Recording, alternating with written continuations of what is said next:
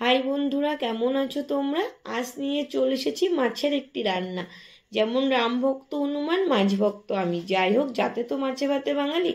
প্রথমে নিয়ে নেব 2 পিস জ্যান্ত তেলাপিয়া মাছ। জল দিয়ে ধুইয়া পরিষ্কার করিয়া নেব নুন হলুদ মাখিয়া।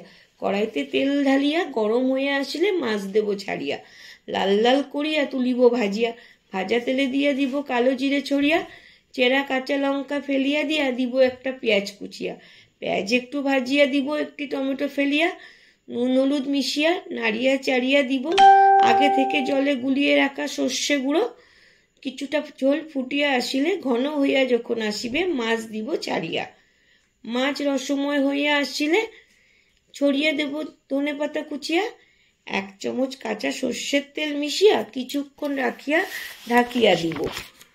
গরম ভাতের সাথে 1 পিস মাছ তুলিয়া দেব মুখে পুড়িয়া। আহা কি স্বাদ, তা কখনো ভুলিব না। এবার তবে যাই, টাটা, বাই বাই।